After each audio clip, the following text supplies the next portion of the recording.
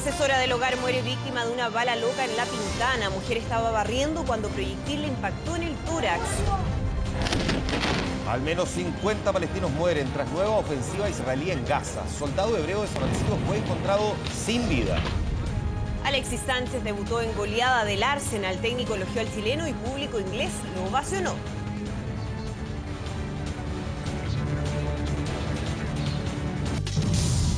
Presentamos 24 horas Central. ¿Cómo están? Bienvenidos, buenas noches y gracias por acompañarnos en 24 horas Central. En tragedia terminó la visita de una niña de 7 años al Parque Safari de Rancagua. Un mono le arrancó parte de uno de sus dedos de un mordisco. La madre de la pequeña presentó una denuncia en el CERNAC por la falta de auxilio cuando ocurrió este accidente y anuncia una querella. Verónica Moscoso nos cuenta más. Estaba como así el mono y levanta las manos, o sea, levanta la reja y saca las manos hacia afuera y le toma la mano a mi hija. Una acción como esta fue la que dejó a la pequeña Emilia de 7 años con la parte superior de su dedo índice amputado. Era el último día de las vacaciones de invierno. La niña y varios familiares fueron de paseo al Parque Safari de Rancagua. Recién habían llegado cuando se pararon a mirar en la jaula de los monos. Había niños, todo alimentando a los monos, dándole maní. Se nos ocurrió darle maní a nosotros también, pues estábamos felices porque el mono, feliz con el mono. Y en eso mi hija le va a dar un maní al mono y el mono levanta la jaula, saca sus manos y le agarra su manito y le muerde un dedo. Yo alcancé a reaccionar y a tirar a mi hija hacia atrás. Me puse a llorar automáticamente porque era con sangre y todo. Silvana cuenta que corrió a la administración a pedir ayuda. Había una sala de primeros auxilios donde no hicieron nada más que lavarle el dedo con suero y ponerle un parche. Me dice, ¿sabes qué, Silvana? Disfruta de la tarde si quieres con tu hija y vuelve más rato para cambiarle el parche porque seguramente le va a sangrar. Y yo sin ser nada, sin saberle, yo se le veía el huesito a mi hija. Dije, ¿cómo me voy a quedar aquí? Dije, yo no puede ser. Silvana tomó a su hija y se fue al hospital de San Vicente de Tagua. De ahí la derivaron al hospital de Rancagua. La operaron de urgencia porque la pequeña tenía fractura expuesta y le faltaba parte del dedo. La operaron, le amputaron su falange. Me explicaban que un mono tiene demasiadas infecciones, que hay que ir viéndola con antibióticos, con toda la niña, en observación y todo. Lo que más le molesta es que cuando pidió el papel con las vacunas del mono al otro día, le entregaron otra información. Están unos papeles que de dónde viene el mono, cuando compraron el mono ellos. De qué zoológico provenía, pero nunca me pasaron lo de la vacuna. Entonces hicieron como risa aparte de mí, porque como me vieron a lo mejor ella no va a entender nada. Y claro, yo en el momento yo no entendía nada si servían o no. Los zoológicos se defienden y dicen que es responsabilidad de los adultos cuidar que los niños no sobrepasen los cercos y las mallas de seguridad. Además hay letreros que advierten el peligro de este y otros animales. Efectivamente están los letreros, están los cercos y lo único que nosotros pedimos en realidad es que los papás le enseñan a los niños a no sobrepasar los cercos, los contengan también en caso de que quieran acercarse a los animales, porque se entiende que a los niños también les llama mucho la atención los animales, y obviamente respetar las medidas de seguridad. Yo sé que a lo mejor yo no debía haber permitido que mi hija se acercara ni siquiera a eso, pero nunca pensé que era tan inseguro que una reja o un animal lo podía levantar. Ahora esta madre espera que se haga justicia. Presentó una denuncia en el CERNAC para que un hecho así nunca más se vuelva a repetir en este ni en otro zoológico.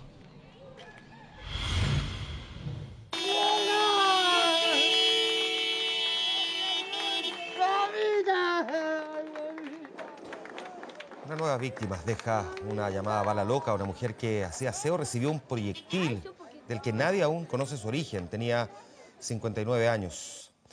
Y la verdad es que no hay detenidos, no hay culpables, solo el dolor de una familia de la población Santo Tomás de La Pintana que quedó devastada. Hay un grupo de desconocidos que se enfrentó a balazos en plena calle, hiriendo de muerte a esta mujer, una mujer inocente. Pablo Tapia nos cuenta los detalles.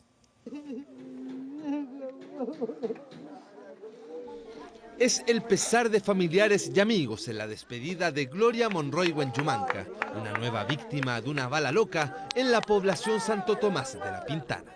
Y aquí quedamos. Nuevamente ahora quedamos solos.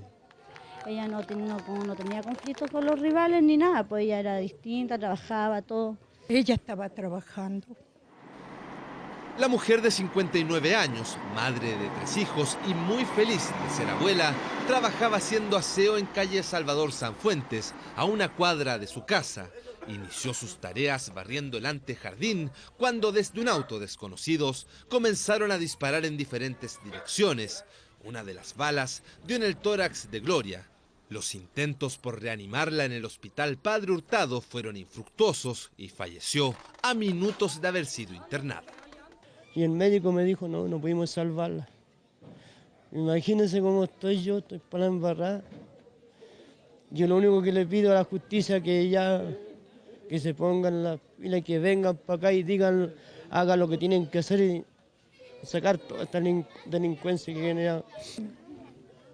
Muy buena, muy honrada, trabajadora. No merece esto ella. Y no hay justicia ahora, vos, socio. Me la mataron y nada, pues ahí está, como usted está viendo ahí, pues. Ahí está dentro de un cajón, pues. Así que, ¿qué le puedo decirle? ¿Cuántos años llevan juntos ustedes? 85 años. Durante este domingo, familiares de Gloria realizarán los trámites para agendar el funeral y el último adiós. En tanto, la Fiscalía Local de San Miguel y la Brigada de Homicidios se encuentran investigando este fatal hecho que dejó a una familia destrozada nuevamente por culpa de una bala perdida de uno de los tantos ajustes de cuentas entre bandas rivales. Y un nuevo video en internet genera reacciones en el mundo político. Esta vez el blanco de la crítica es la reforma educacional y el ministro que la encabeza, Nicolás Eyzaguirre. Francisco Pollack nos cuenta. Chile necesita una reforma para mejorar la calidad de la educación, pero la del gobierno está haciendo agua.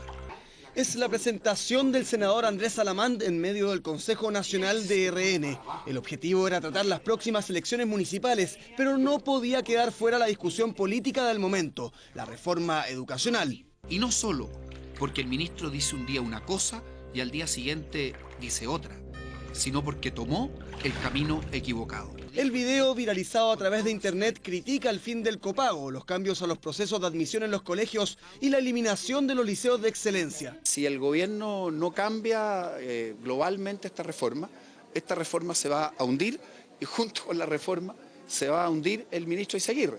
Nosotros no queremos que se hunda el ministro Eyzaguirre. La situación de la educación en Chile es lo suficientemente seria como para no hacer caricaturas al respecto. Necesitamos menos caricaturas y más debate con altura de miras para resolver los problemas de la educación chilena. Si ellos eligen como oposición hacer eso, es su camino. Nosotros como gobierno tenemos una ruta muy clara. Chile necesita una educación gratuita y de calidad para todos los jóvenes y niños de Chile. No solo se discutió sobre la reforma educacional, tras la derrota electoral se han sentido con fuerza las críticas por la falta de cohesión al interior de la alianza. Parece que hay un contrato de la alianza con el Tabeli, se toman un café y hacen un show mediático que no tiene ningún sentido. En la oposición proyectan el inicio de una nueva etapa. La directiva de RN invitó a representantes de la UDI y del movimiento Egópoli a su Consejo Nacional. Sin embargo, no se incluyó a Amplitud, conformado por exparlamentarios de Renovación Nacional. Estamos empezando a conformar lo que es una nueva coalición. Empezamos unos pocos y vamos a ir avanzando en el resto. Y al final de cuentas, a nosotros quien nos incluye en esta centro derecha distinta es la gente que nos apoya. Es el presente de la alianza de cara a una intensa agenda legislativa que se inicia con el segundo semestre. En otros temas, casi 400 damnificados ha dejado el temporal en la zona sur del país. En algunos lugares el agua llega prácticamente a los 2 metros de altura y son miles los aislados. Los detalles en la siguiente nota. No son viviendas sobre palafitos, son las cercanías de Curarrehue en la Araucanía, donde el pavimento ha sido borrado por el agua que desde los últimos días amenaza la zona sur del país. En la región hay alrededor de unas 7.000 personas que están en condición de aislamiento. Acá el río Trancura se ha desbordado producto de las lluvias y el deshielo. Hay más de 3 lugares de camino a Curarrehue, de Pucón a Curarrehue, que no es imposible transitar. Puentes caídos y el agua en los caminos sobre el 1,60 m de altura hacen imposible la comunicación vial con Curarrehue. Yo estoy estudiando en Villarrica y voy a tener que devolverme y estar allá sin estudiar porque tengo que ir a lavar mi ropa y buscar dinero. 383 damnificados concentrados en la región del Biobío, la Araucanía, los ríos y los lagos. 10 viviendas destruidas en total y 69 con daño mayor. Como ven, esto es una catástrofe, este colegio. El estado de esta escuela de Coronel fue divulgado por esta niña a través de internet. Es una muestra de los estragos que ha dejado el temporal en la zona. En la región de los lagos, la ONEMI decretó alerta amarilla. Estamos preocupados, tenemos alrededor de 250 personas afectadas por este frente de mal tiempo. Estamos tremendamente preocupados esencialmente por la crecida del río Rahue. Tenemos a la municipalidad, ejército, carabineros, a todo el mundo trabajando en esta materia. Los casos más dramáticos de esta zona se han registrado en la comuna de Caipulli, donde 10 personas debieron ser evacuadas y llevadas a un albergue. Pedro debió ser evacuado por carabineros tras el desborde del río Lingue en el sector de San José de la Mariquina, en Los Ríos. Con ternero y un chancho arriba. Eso sacamos, ¿no? Y una cosa más, lo puro puesto, ¿no? Son los difíciles momentos que han pasado los sureños en los últimos días, aunque ya comienzan a haber mejores noticias para ellos. Mañana en la zona central, en el sur del país, vamos a tener algunas precipitaciones que van a ser solo significativas en la precordillera de la región del Biobío y de la Araucanía. El próximo martes y miércoles habrán precipitaciones aisladas y el resto de la semana la lluvia debiera por fin dar tregua.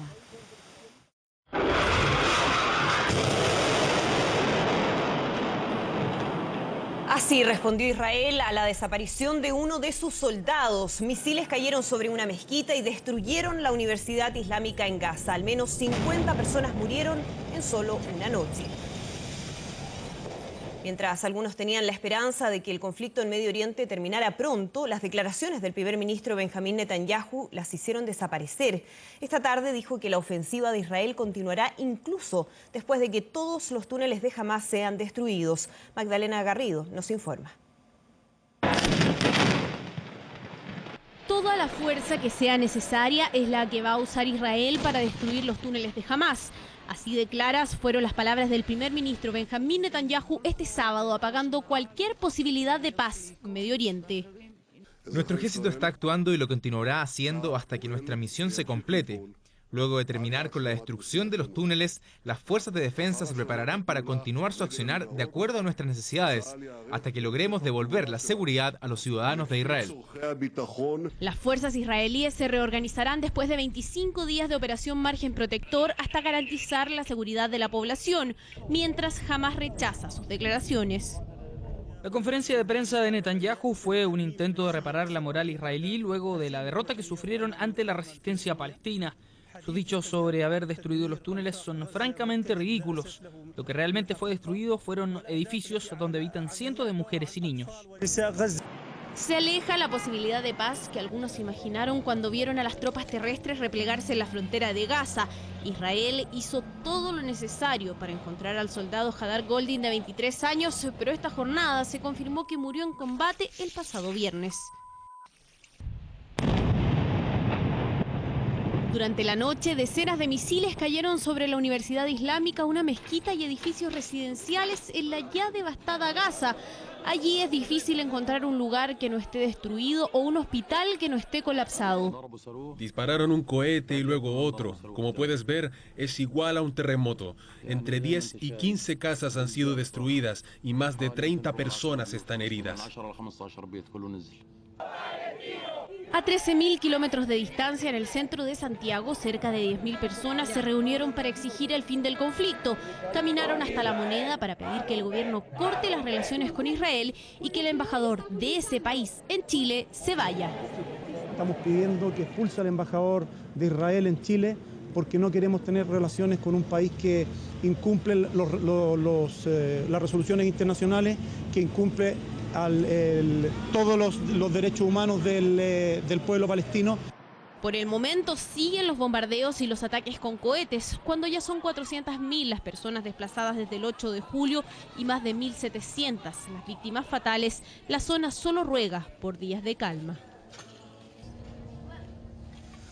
Volvemos a nuestro país después del cierre preventivo de 4 playas en la región de Valparaíso por los hallazgos de esta medusa llamada la fragata portuguesa. Los turistas han hecho caso omiso, la verdad, a las advertencias de las autoridades marítimas. De hecho, disfrutaron de las olas en un soleado día en Viña del Mar. Buena temperatura, sol radiante, la perfecta combinación para disfrutar de la playa. Caminar descalzo, correr de las olas. Los turistas aprovecharon para recorrer la playa El Sol en Viña del Mar, uno de los balnearios cerrados de manera preventiva por la presencia de la denominada fragata portuguesa, hidrozoo similar a la medusa que puede ser muy peligrosa. Algunos desinformados, otros en estado de alerta, visitantes que hicieron caso omiso a las advertencias de las autoridades sanitarias y marítimas. No pasó nada, o sea, no vemos nada, ni una cosa. O sea, de lo que me comentaba usted de las medusas, nada, ni una cosa. No, la verdad se la hemos escuchado, pero no en este sector de Viña. Por eso vinimos para acá y no hemos puesto atención a eso, en el sentido que tampoco no hemos visto nada. Igual estamos con la precaución de mirar, ver, pero no se ha visto nada. Sí, pero me voy a poner los zapatitos ahora para tener más prevención. Otros tantos turistas pasearon por el borde costero, aunque incrédulos preferían disfrutar del día más alejados del mar. Ya lo hemos visto en las noticias, sí, ya estaba medio peligroso el tema, así que... Pero no andamos disfrutando por acá, por el sector.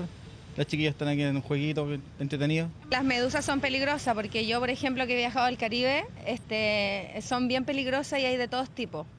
Este depredador, que se caracteriza por un brillante color azul, produce fuertes irritaciones y puede ser fatal en personas alérgicas. El llamado es a no acercarse al mar, menos caminar descalzo y no tocarlas si encuentra alguna de ellas. Al verse afectado, al tomar el contacto con este organismo, es no lavarse con agua dulce, puesto que el agua dulce facilita la absorción de la toxina, por lo que hay que inmediatamente dirigirse a un centro de salud y en el trayecto solamente refrescar el área afectada, ya sea con suero o con agua salada.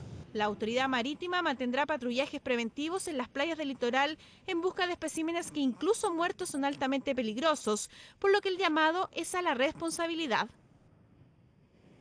Próximo a sufrir la mayor transformación de sus casi 50 años, el aeropuerto de Santiago promete terminar con la estrechez y las incomodidades y entregar un buen servicio. Uno que se condiga con su rica historia, que repasamos en la nota de Davor Juranovic.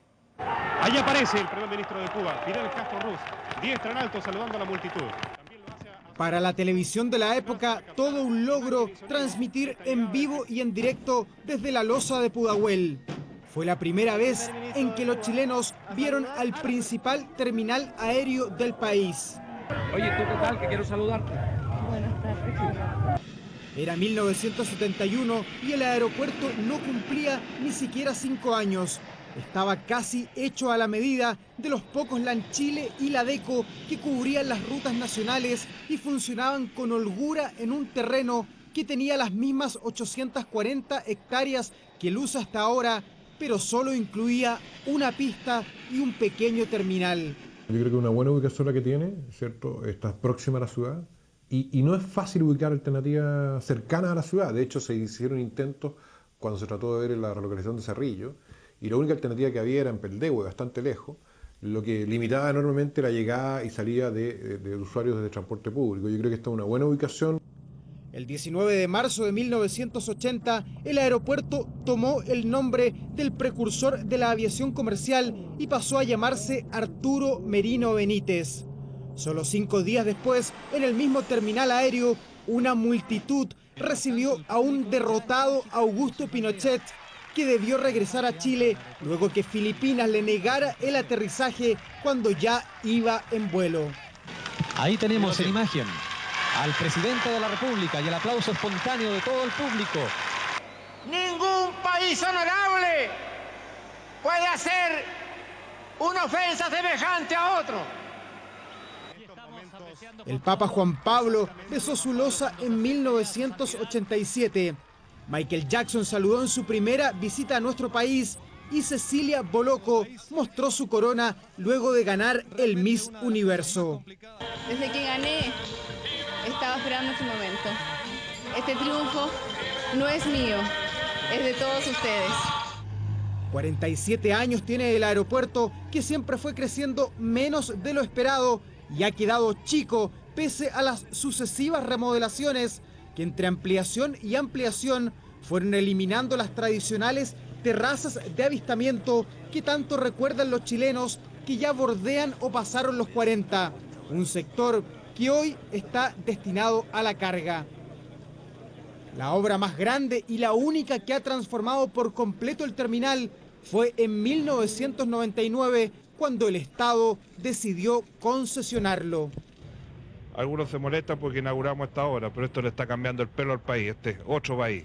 El mismo terminal que inauguró Frey el 99 se fue al piso el 2010, cuando el 8.8 dañó las estructuras y obligó al cierre temporal del aeropuerto. Muy fuerte, se cayeron después adentro se cayeron las cornisas, las persianas, y el agua empezó a inundar. Cuando empezó a caer todas esas cosas, nosotros ganamos un muro así, 5 personas. Fue dramático. La demanda de pasajeros tiene hoy al Merino Benítez en un verdadero jaque mate. Fue diseñado para 9 millones de pasajeros y hoy recibe a 15. De allí que el país y también el mundo miran con optimismo este nuevo proyecto que el año 2020 permitirá inaugurar un terminal para 30 millones de pasajeros. Nunca se previó la cantidad de interacción que va a haber entre las regiones y eso tiene que ver con la modernización de los otros aeropuertos que se hicieron, ¿cierto? Que fueron claves para que aumentar el tráfico y la disminución de las tarifas, etc. Entonces hoy día, digamos, es el momento de hacerlo y diría que era difícil que lo hubiera hecho hace 10 años atrás. Momentos políticos relevantes, también deportivos. De todo ha sucedido en este aeropuerto al que 3 veces le han querido cambiar el nombre para reemplazar a Merino Benítez por el poeta Pablo Neruda. Ayer les contábamos de 2 carabineros que provocaron accidentes en Santiago de Valparaíso por manejar en estado de ebriedad. Esta madrugada la historia se repitió, pero en Valdivia, después de colisionar un taxi y fugarse, un uniformado chocó 4 casas. Javier Herrero y Daniela Cruzat con la historia. Chocó en estado de ebriedad, se dio a la fuga y luego impactó 4 viviendas. Amplia colección de delitos para la hoja de vida de alguien cuyo trabajo es hacer cumplir la ley. La historia parte así. A las 5 de la mañana de este sábado, un taxista fue víctima de un choque. El conductor de un auto particular no respetó el discopare de Avenida Picarte con San Martín en Valdivia, impactando el auto de este hombre. Acto seguido, se fugó. La persona se me trata de arrancar y yo le cruzo el taxi. Le digo que se estacione para ver qué es lo que había pasado. Entonces la persona se da la fuga y yo... por suerte el auto quedó funcionando y lo seguí y pude avisar a mis colegas por intermedio de la radio que tenemos interna. Un grupo de taxistas comenzó la persecución para interceptar al conductor. Lo que no sabían era que quien iba tras el volante era el suboficial Marcelo Guerra del OS7 de Carabineros de Valdivia. Yo me di cuenta en el momento en que pregunté el nombre de la persona y por esta cuestión de la tecnología me metí en Facebook y me di cuenta que tenía mucha relación con Carabineros. Con 1.3 gramos de alcohol por litro de sangre y escapando a alta velocidad, el uniformado perdió el control del vehículo y arrasó con las cercas de 4 hogares de la calle General Maquena. Se cambió del volante, se cambió para el lado derecho del asiento y ahí está de espalda. Esta mañana el carabinero estuvo del lado opuesto, debió enfrentar a la justicia. Quedó en libertad, pero el juez determinó la retención de su licencia por 2 años y arraigo nacional durante los 90 días de investigación. Carabineros tomó sus propias medidas. Los miembros de la institución estamos obligados a cumplir la ley y en este caso particularmente el funcionario es desvinculado de la institución por la falta cometida. Guerra deberá abandonar Carabineros, la misma suerte que corrieron los otros 2 uniformados que protagonizaron accidentes de tránsito en claro estado de ebriedad la madrugada de este viernes. El jueves señaló que si se aplica la ley tal cual como está, se termina con la educación pública. Declaraciones del secretario ejecutivo de la reforma educacional Andrés Palma, que causaron controversia y que hoy reapareció junto al ministro de Educación en un encuentro con padres y apoderados de colegios católicos. En la actividad se volvió a señalar que el plazo para terminar con el copago podría extenderse por más de lo previsto. Ambos comparten formación católica y ahora juntos trabajan por cambiar el sistema educativo chileno. Por eso el ministro Nicolás Eizaguirre y el secretario ejecutivo de la reforma educacional Andrés Palma llegaron hasta el Colegio Salesianos de Santiago para participar de un encuentro con padres y apoderados de establecimientos católicos. El diálogo se enfocó en temas de calidad, copago y selección. La educación particular subvencionada, particularmente la educación católica, no tiene absolutamente nada que temer. La subvención, como lo dice el proyecto de ley, podrá ser usada en cualquier destino consistente con el proyecto educacional. El ministro catalogó al sistema de selección educacional como perverso, en donde la cuna determina el rendimiento escolar de un alumno. En primera fila lo escuchó Andrés Palma, quien este jueves afirmó que si se aplicaba la ley tal como está, se pondría fin a la educación pública en favor de la subvencionada, dichos por los cuales recibió críticas en distintos sectores. El ministro dijo lo mismo que dije yo en Iquique. Lo importante es que no hay dos posiciones en el Ministerio de Educación respecto a los objetivos, contenidos y procesos de la reforma.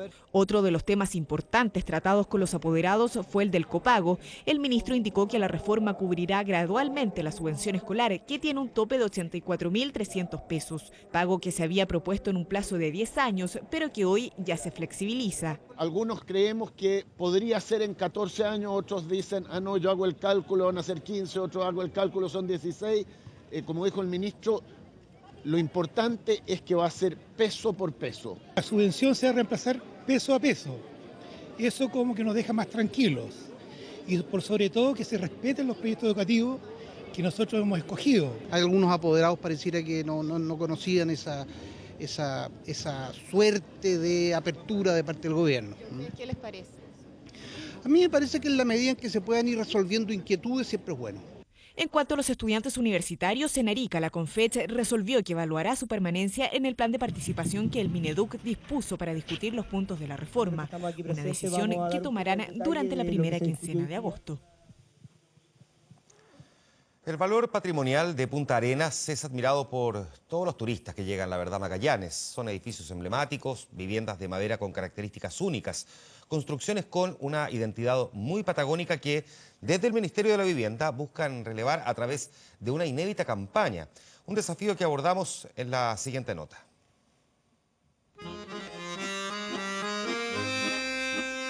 Levantada con el empuje de los emigrantes europeos y los aventureros provenientes de Chiloé, en Punta Arenas se forjó una mixtura sociocultural propia y distinta al resto de Chile. Identidad patagónica que quedó plasmada no solo en el ADN de los magallánicos, también en su construcción. Edificios y viviendas que hoy se buscan relevar a través de una inédita campaña.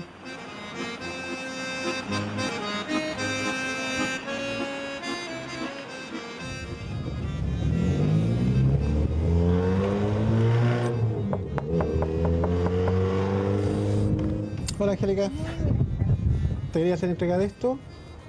Tu casa está dentro de esta campaña y los otros afiches que están en esto y felicitarte por hacer esta recuperación patrimonial. Los elementos que son distinguibles de tu vivienda son, por ejemplo, esto que se llama hastial, lo que recuperaste ahí. Este elemento que se llama alfile, que es lo que está ahí arriba, se ocupaba para amarrar una cuerda, por ejemplo, dejarla colgando y poder botar la nieve desde abajo. Hace 6 años, Angélica llegó a vivir a esta vivienda, infraestructura con un siglo de historia que sufrió algunos cambios, pero que en su esencia se mantuvo como casa pionera. Aproximadamente tiene 100 años de construcción la casa y desde esa fecha se ha mantenido en su estilo, yo creo que con un 90%. Inmuebles como este son los que hoy se buscan relevar a través de una inédita campaña impulsada por la Secretaría de Vivienda. Esta campaña es una campaña de catalogación arquitectónica patrimonial para que nos podamos identificar a qué momento arquitectónico pertenecemos. No busca una definición del estilo propiamente tal, sino que busca cuáles han sido las grandes etapas por las cuales han pasado los asentamientos humanos en nuestra región. La campaña identifica 4 momentos importantes. Uno de ellos es el pionero, donde se produce la característica más esencial de esta región. No podemos hablar de estilo, más bien yo he definido la arquitectura en Magallanes y la he clasificado, por así decirlo, por tipologías constructivas, que es una mezcla, ¿no es cierto?, de elementos que se traen del extranjero con elementos propios de la región, el uso de madera, son materiales, son elementos constructivos que además involucran la forma. Madera cinclada y tenía unas características. Las tablas las hacían a mano, o sea, no habían aserraderos para hacer ese tipo de trabajo. Y son precisamente esas características las que hoy se buscan traspasar a las viviendas sociales que a futuro construirá el gobierno en Magallanes. porque era una vivienda que históricamente ha dado luces de que energéticamente era mejor, que técnicamente era muy probada en climas extremos y que culturalmente también tenía muchas más pertenencias. Y es en este rescate patrimonial donde también se luce un tercer momento, el republicano, enmarcado en grandes construcciones de piedra y cemento. Nos vamos a encontrar con edificios de distintas tendencias, distintos estilos. Por ejemplo, las cariátides, que son estas figuras que apoyan el balcón vidriado con un vitró que hay en la parte superior. Estas cariátides son muy similares a las que se encuentran en la estación de Praga. Ejemplos que se multiplican en este histórico sector. Este edificio, que fue construido el año 1895 al 99, se demoró 4 o 5 años en su terminación, es un edificio neoclásico. El gobierno regional, la iglesia catedral, el Hotel Plaza y el municipio complementan una arquitectura única que mezcla a la perfección elementos traídos desde el viejo continente y la creación de los primeros habitantes de Magallanes. Un catastro el año 2006 arrojó más de 100 de estas construcciones. Se detectaron 120 inmuebles de valor patrimonial en distintas categorías. Algunas que incluso hoy día son monumentos nacionales, el Palacio Bravo Menéndez, el Palacio Sara Brown, 4 o 5 inmuebles que tienen un alto valor que pudieran escalar a la categoría de monumentos nacionales, cerca de 20 inmuebles que tienen un valor histórico. Un valor único que se cierra con un cuarto momento, el moderno, carpintería en madera que emulando aviones y barcos aún podemos encontrar en diversos sectores de la ciudad. Trabajo arquitectónico que también se busca rescatar y que genera esperanzas entre quienes defienden el valor patrimonial de Punta Arenas. Nosotros seremos los críticos en el futuro de cuando nos presenten el proyecto, decir, sí, nos gusta o verdaderamente creo que no nos gustaría cómo está quedando. Pero creo que si son gente de Magallanes que están haciendo esto, lo van a hacer bien.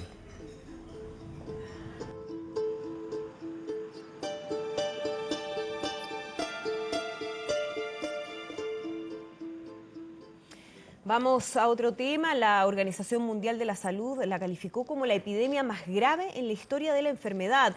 Para el ébola no hay cura. Una vez que esta fiebre hemorrágica se desata, la cifra de muertos aumenta con las horas. Los expertos piden a los gobiernos estar atentos. Florencia Vial con el informe.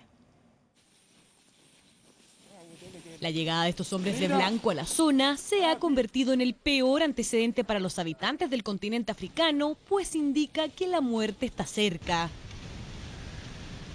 La epidemia del virus ébola sigue avanzando y lo hace sin compasión alguna. La cifra de muertos supera las 720 personas en apenas 5 meses y si vamos a la cifra de infectados, el panorama es aún peor porque ya son más de 1.300 las personas contagiadas. La Organización Mundial de la Salud asegura que la epidemia en África Occidental es la más aguda de la que se tiene memoria. Nunca se habían registrado tantas personas contagiadas, tantos fallecidos, ni menos abarcando tanto territorio. Ya son 4 los países afectados: Guinea, Liberia, Sierra Leona y ahora Nigeria. Son síntomas bastante inespecíficos que avanzan dentro de 3, 4, 5 hasta 7 días a producir lo que se llama una falla multisistémica. Empieza a fallar todo el organismo, empieza a fallar el hígado, empieza a fallar el riñón, fallan los pulmones, que es lo que finalmente lleva a la muerte. Hablamos de un virus que no tiene tratamiento, que presenta entre un 70 y 90% probabilidad de muerte y que se propaga por personas infectadas o animales a través de cualquier fluido corporal, ya sea orina, sangre o incluso sudor.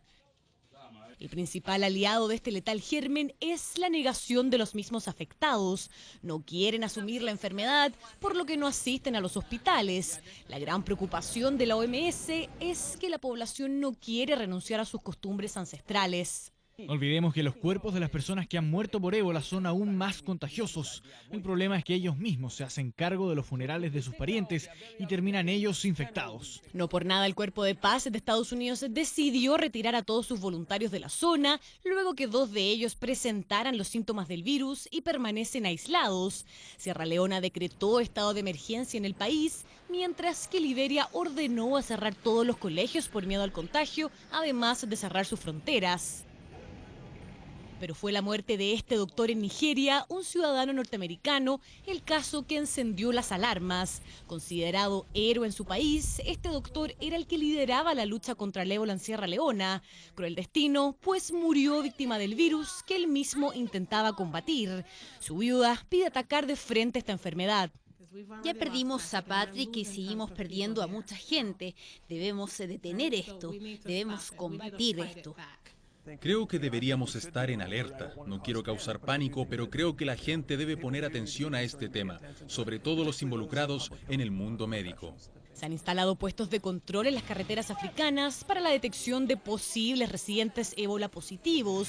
Ya se habla de una crisis subregional y es que este brote ya se registra como el más letal en la historia de esta enfermedad. Deportes en 24 horas. Muy buenas noches, ¿cómo les va? Fútbol internacional, con el portero Bravo, el capitán de la selección chilena, en el banco del Barcelona. Alexis Sánchez jugando casi 20 minutos en una goleada del Arsenal.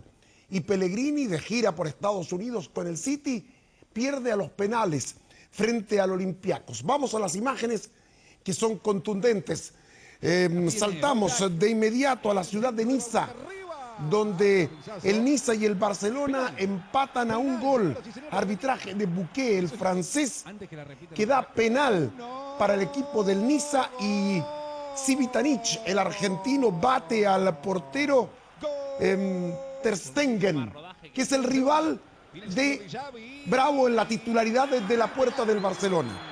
Hay otro penal por falta de Genbois sobre Munir, y es Xavi el que convierte el empate a 1 para el Barça. Reitero, en el banco el chileno Claudio Bravo. Gran partido en el estadio de la Universidad de Michigan. 110.000 espectadores vieron cómo Ashley Young ponía en ventaja al Manchester United sobre el Real Madrid. Récord de asistencia para un partido de fútbol en los Estados Unidos. 110.000 espectadores. Bale empataba para el Real Madrid a 1 a los 27 minutos. Pero a los 37 del primer tiempo nadie la toca. Solamente Ashley en este centro. No puede Iker Casillas y es el 2-1 para el equipo del Manchester United. Ahí aparece Cristiano Ronaldo, que no pudo evitar que Chicharito Hernández, el mexicano, anotara el 3-1 a los 35 del segundo tiempo. Nos vamos al estadio de Minnesota, donde Manuel Pellegrini, ante 30.000 espectadores, hizo un nuevo partido con su equipo, el Manchester City. Golazo del montenegrino Jovetic en el 1-0 para el Manchester City. Diamantakos empata para el cuadro griego del Olympiacos. Luego, a los 8 minutos del segundo tiempo, Kolarov ponía en ventaja al Manchester City, el serbio, 2-1. Empató Diamantakos para el equipo del Olympiacos, que ganó 5-4 en la serie de penales. Este era el partido más atractivo de la jornada, el encuentro entre Radamel García, que reapareció, y el gran Alexis Sánchez, que fue al banco porque recién se está incorporando al Arsenal. Golazo del francés Sanogo de taco, la gran figura del partido. Alexis concentrado viendo el partido desde el banco. El costarricense Campbell se despacha este golazo, la nueva figura del fútbol europeo.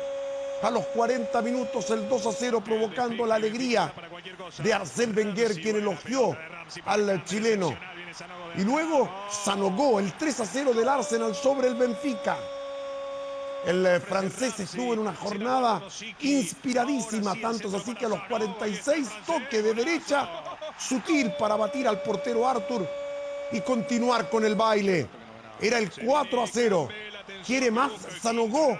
Ahí está, atento para agarrar esa pelota en el área de zurda.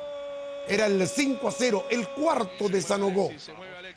Mientras tanto, Alexis se preparaba para ingresar al campo de juego con la euforia de la multitud que esperaba al chileno, quien mañana podría jugar un tiempo. Descuento de Gaitán a los 17 del segundo tiempo, el tanto del honor 5-1. Después, a la cancha, Alexis Sánchez. Hay nota aparte para saber cómo debutó el chileno. Observen el ambiente en el Emirates de Londres.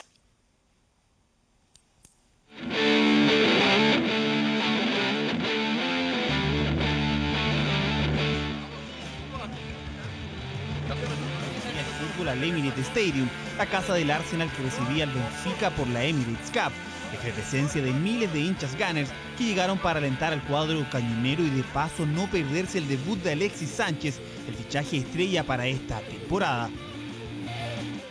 Creo que es un gran fichaje, estoy muy entusiasmado con lo que puede hacer. Estoy esperando ver a Alexis y lo que puede hacer vistiendo la camiseta de los Gunners. Es un jugador muy bueno, en el Mundial lo ha demostrado, comandando a Chile a un buen Mundial, y yo creo que lo hará bien aquí.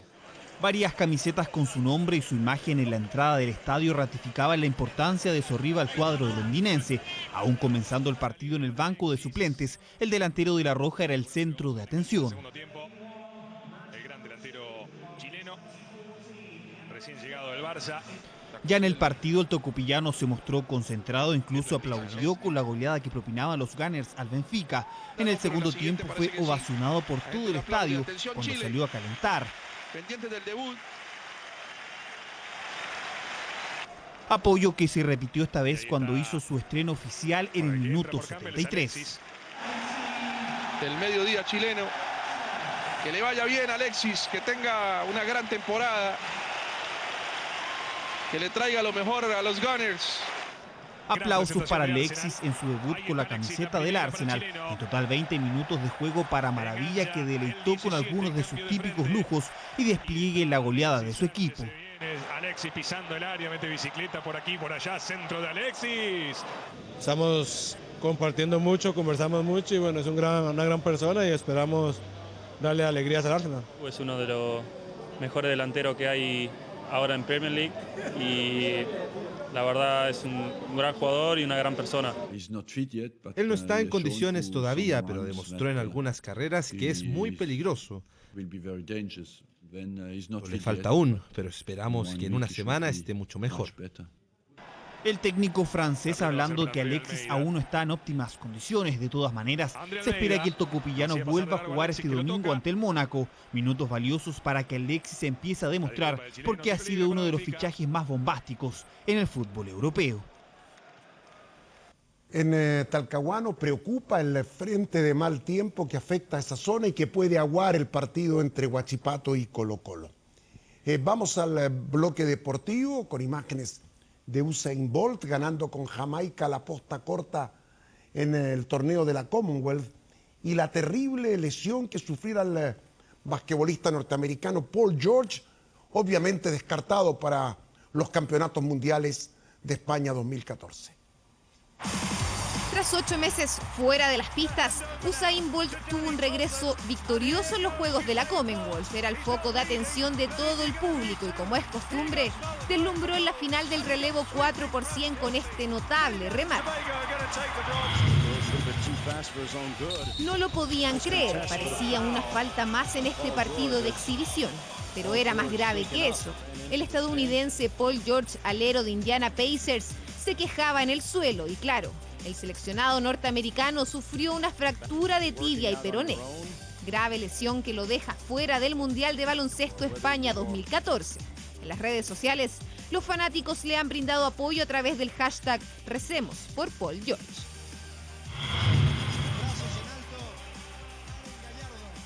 De malas a buenas noticias, porque la lanzadora de disco chilena Karen Gallardo, protagonista de los Juegos Suramericanos Santiago 2014, consiguió medalla de oro en el Iberoamericano de Atletismo en Sao Paulo al registrar un lanzamiento de 59,66 metros.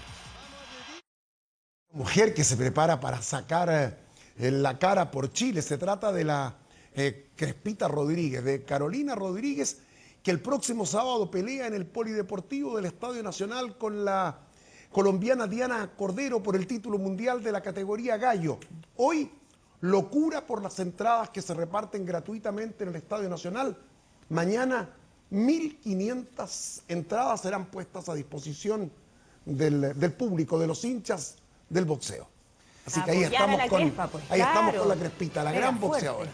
Personaje entrañable, además. Así es, además. Juan Manuel Andrea. Gracias, Pedro. Chao, Pedro, buenas noches. Buenas noches. Pausa comercial. Vamos a la pausa. Volvemos de inmediato.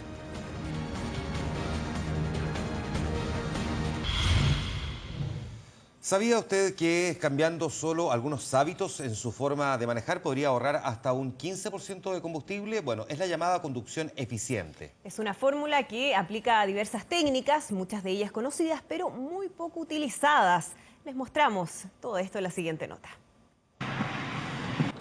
Conducción eficiente. Recorramos lo mismo, pero consumamos menos.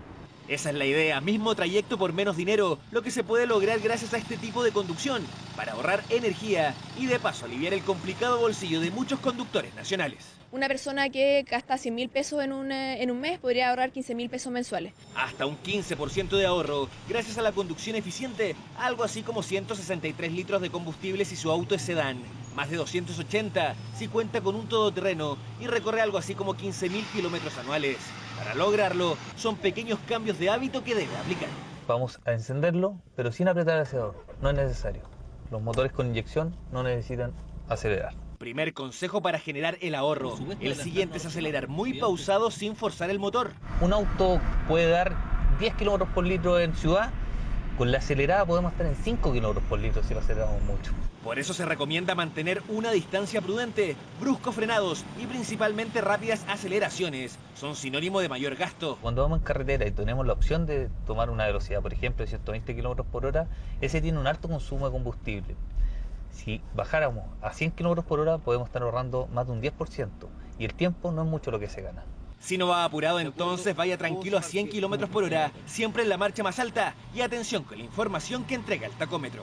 El ideal es mantener las revoluciones, por ejemplo, para un bencinero no pasar las 2.500 revoluciones, para un diésel no sobrepasar las 2.000 revoluciones. Ahí vamos a estar haciendo una conducción eficiente. La idea de la Agencia Chilena de Eficiencia Energética es que estos conceptos sean incorporados por las escuelas de manejo, por lo difícil que es cambiar los hábitos de los que ya conducen de forma poco eficiente. Se ha llegado a demostrar que estas personas reducen solamente un 8% su consumo energético versus personas que aprenden técnicas de conducción eficiente al momento de iniciar sus clases en una escuela de conducción. Que sus neumáticos siempre cuenten con el nivel óptimo de aire, que su vehículo no lleve carga innecesaria. En resumen, el estresado siempre va a gastar más.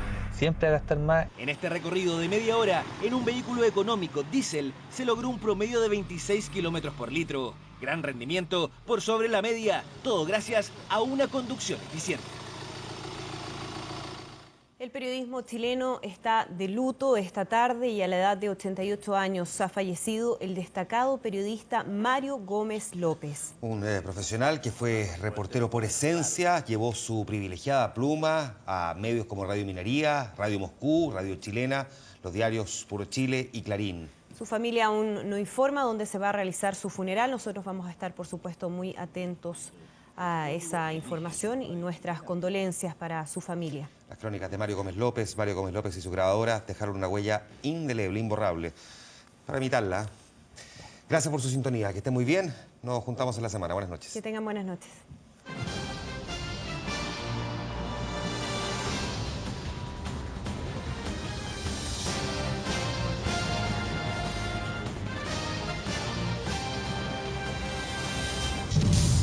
Hemos presentado 24 horas Central.